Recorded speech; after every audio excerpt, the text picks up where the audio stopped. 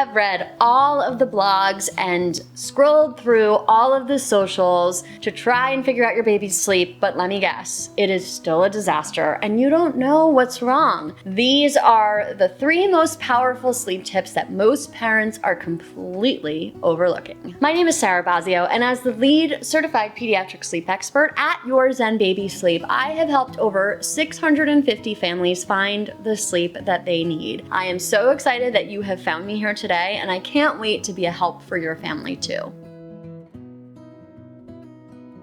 Tip number 1, put your baby or toddler or preschooler to bed earlier. I know this sounds very opposite of what common sense would tell you, especially your boomer parents who probably have said, keep them up later. It means that they'll sleep better. It means they'll sleep later in the morning. Don't let them nap. Staying awake longer, they'll be more exhausted. This is the exact opposite of what will happen to your child. So opting for an earlier bedtime can be so helpful. The reason why our babies wake up frequently throughout the night could be related to overtiredness, among several other reasons. In order to combat overtiredness, bringing bedtime earlier, even by 15 or 30 minutes, can make a huge difference in the way that your overnight is looking. I want you to try this for about a week or 2, understanding that changes take time for the body to adjust to. It's not going to be a magical quick fix. Nothing in child development is. But if your bedtime is at 8 o'clock,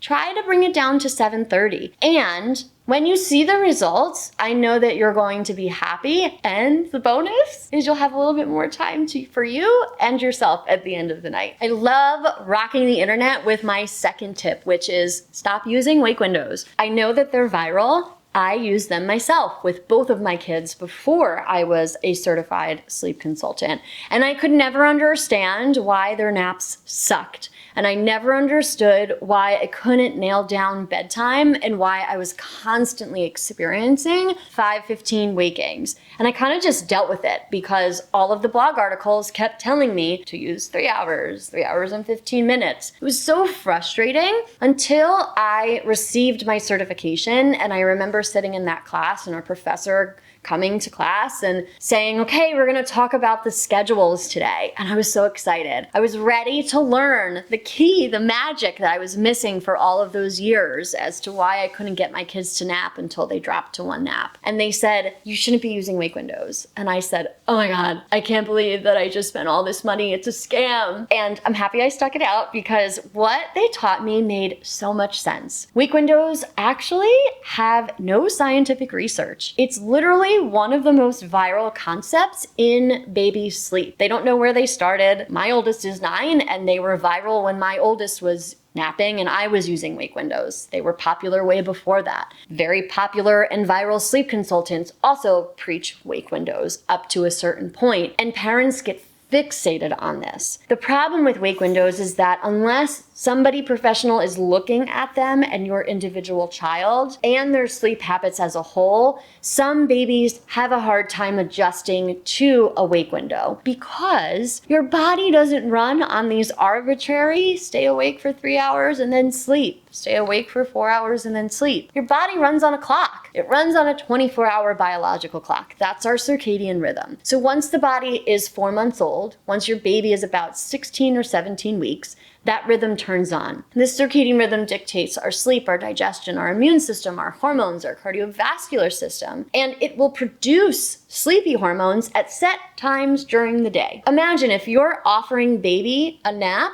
at these arbitrary wake windows that are actually at times when the hormone cortisol, our awake hormone, is being produced. It's gonna be really hard for them to sleep during the day, or they're gonna take a crappy nap or a low quality sleep nap, and that's gonna directly affect their ability to sleep for long stretches at night. In turn, if we decide to offer biologically appropriate sleep times, so napping them at the times when we know the melatonin in our system is being naturally produced, then we know that our baby is going to fall asleep easily, sleep longer, take a deep quality sleep, deep non-REM sleep that is going to positively affect their bedtime outcomes. After After the age of 4 months, please start to shift away from wake windows, ignore the viral concepts of them, and be rooted in the science and the research and the biology of what your baby has internally to dictate their nap schedule. Tip number 3, forget about drowsy but awake. I hate it. It's awful. I think it's the most elusive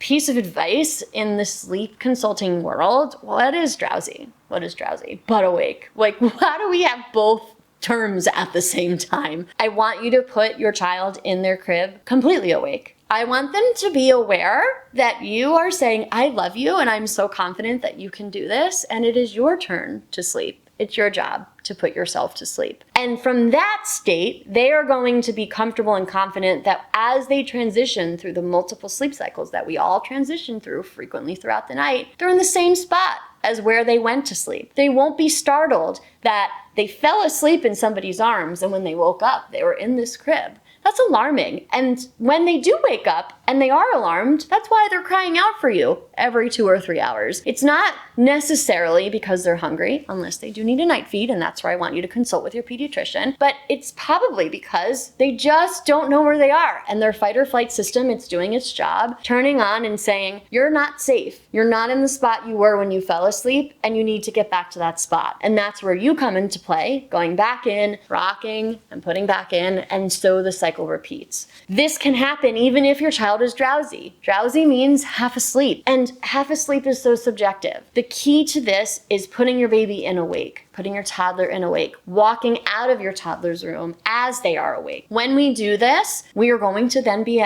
encountering the world of sleep training. And from this point on, we need to choose a sleep training method that is comfortable for your family when you are comfortable and ready to sleep train your child. Please know that it does not mean cry it out or full extinction. There are other methods that allow you to be more involved in the method of teaching your child independent sleep habits. But I promise you, I have not had one family yet come to me and say they regretted teaching their child independent sleep. I would love to know which of these 3 tips was your favorite, or maybe which one was the most surprising. Tell me in the comments below, and on your way down, give the video a like and make sure that you subscribe to the channel so that you are the first to know about the latest sleep tips. As always, from my living room to yours, thank you so much for joining me today, and I can't wait to see you again next time.